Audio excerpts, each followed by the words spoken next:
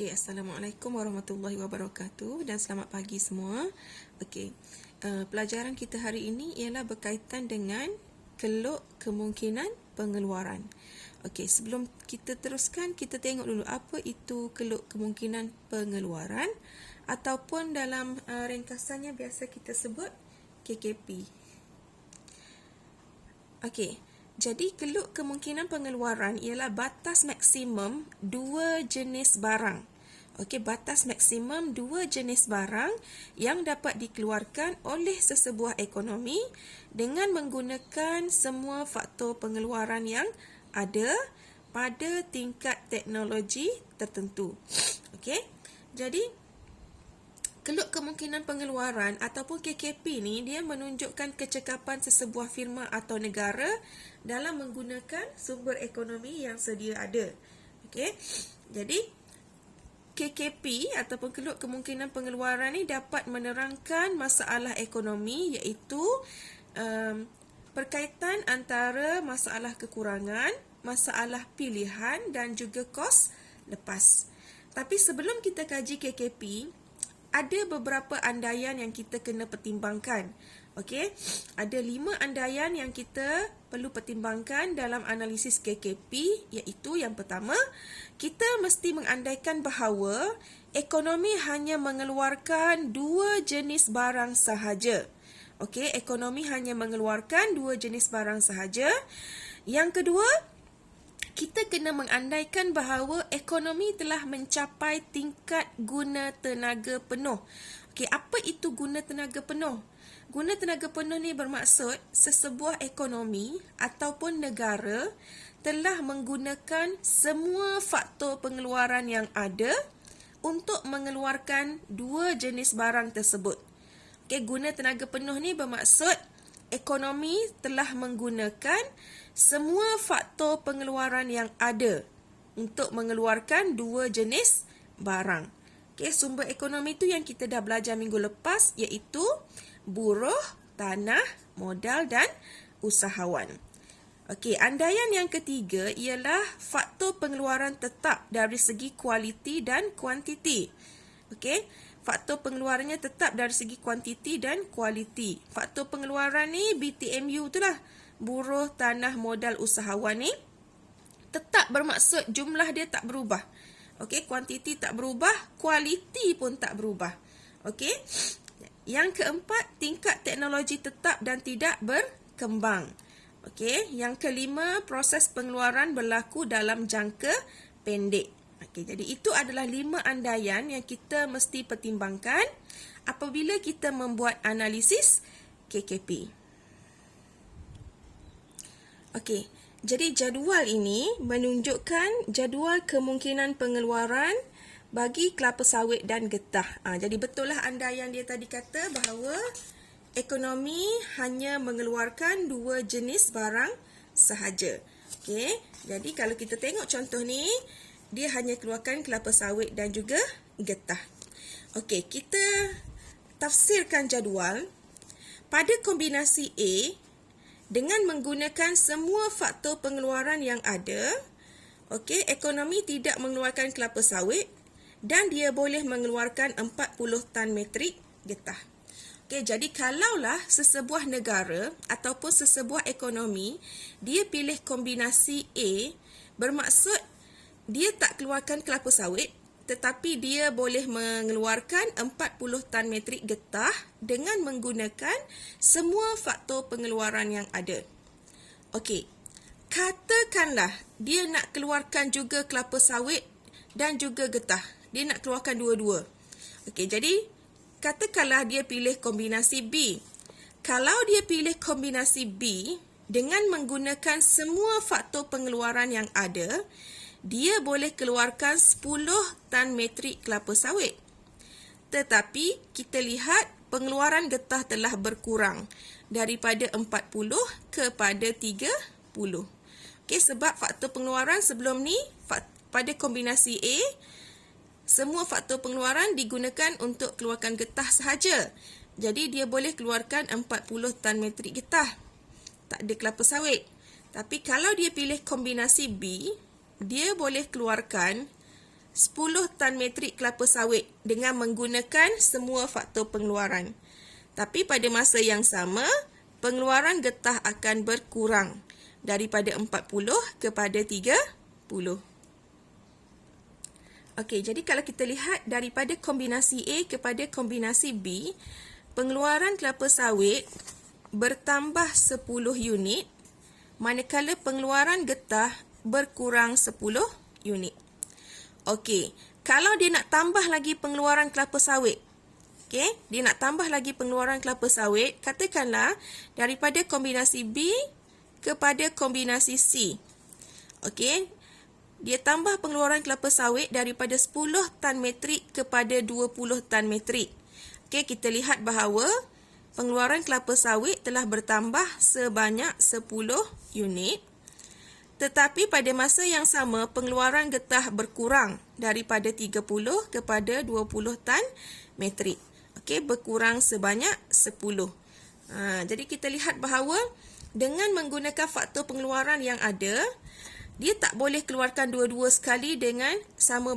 Dia tak boleh setiap kali dia nak tambah pengeluaran setiap kali ekonomi nak tambah pengeluaran kelapa sawit, pengeluaran getah terpaksa dikurangkan. Sebab apa kena kurang getah? Sebab faktor pengeluaran tidak mencukupi. Okey.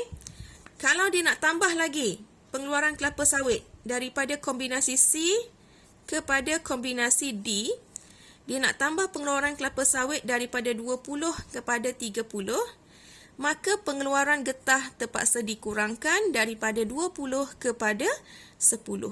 Okey, yang sini bertambah 10, getah berkurang 10. Okey.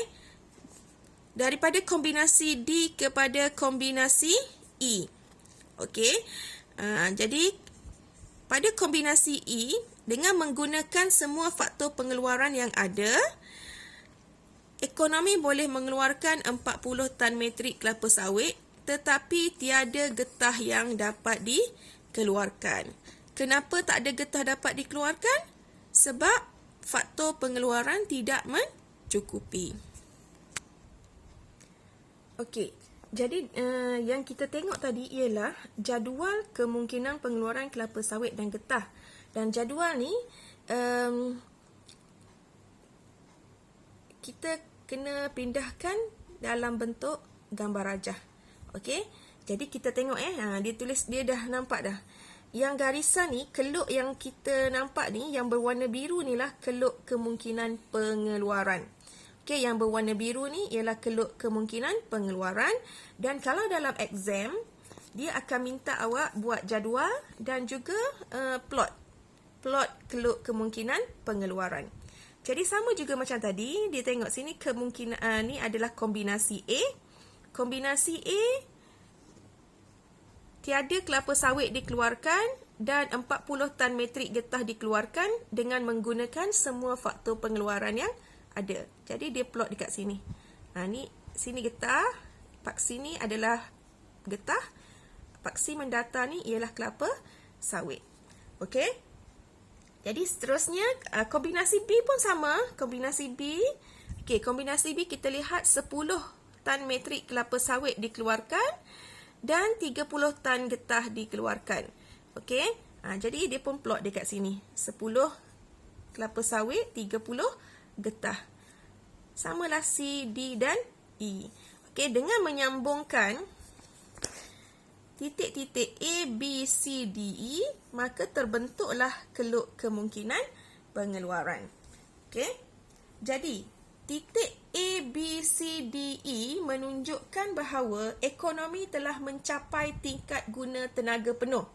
Okey, dengar betul-betul Titik A, B, C, D dan E menunjukkan ekonomi telah mencapai tingkat guna tenaga penuh.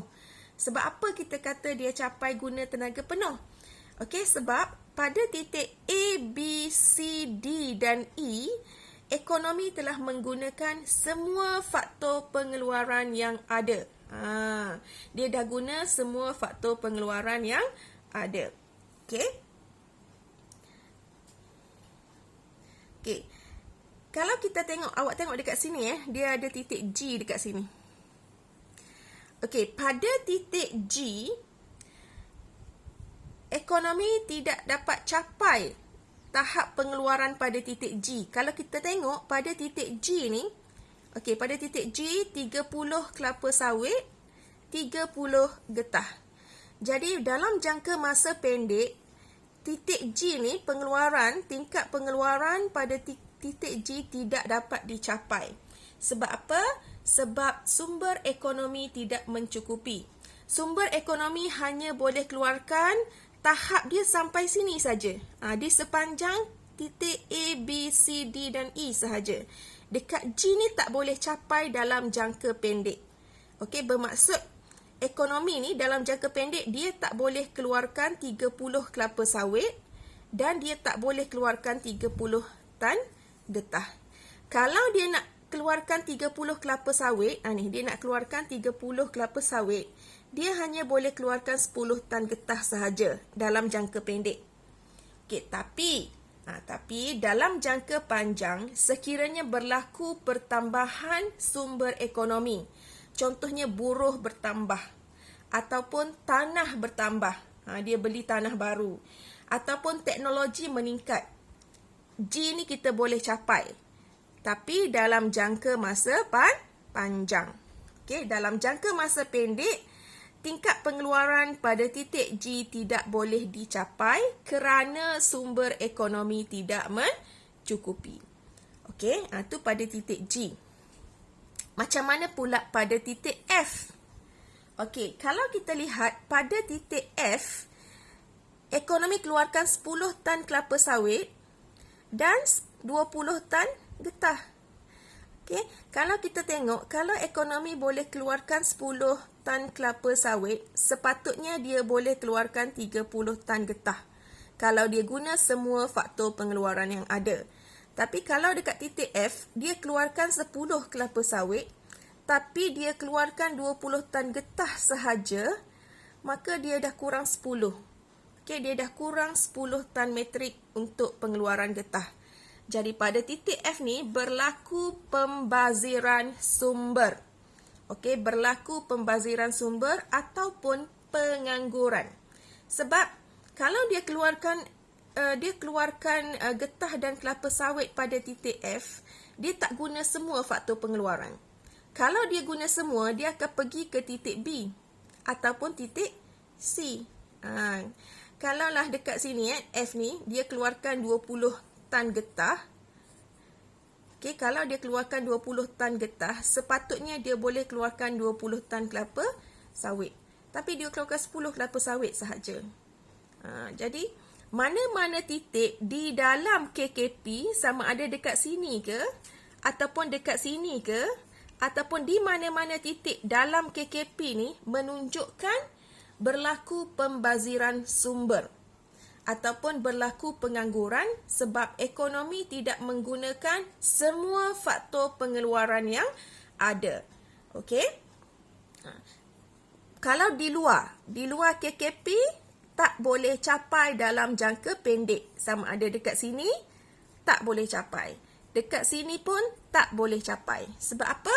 Sebab sumber ekonomi tidak mencukupi. Okey? Okey, dan kemungkinan pengeluaran ni juga sebenarnya dia boleh tolong kita nampak masalah apa dan berapa. Okey, contohnya kalau kita tengok pada kombinasi C. Pada kombinasi C apa yang dikeluarkan? Getah dan kelapa sawit. Berapa dikeluarkan? 20 kelapa sawit, 20 getah. Jadi KKP ni juga selain daripada dia nak tengok kombinasi pengeluaran, kombinasi pada tingkat keluaran, dia juga boleh tunjukkan kepada kita tentang masalah apa dan berapa yang hendak dikeluarkan. Okey, jadi untuk KKP ni setakat itu saja dulu. Terima kasih.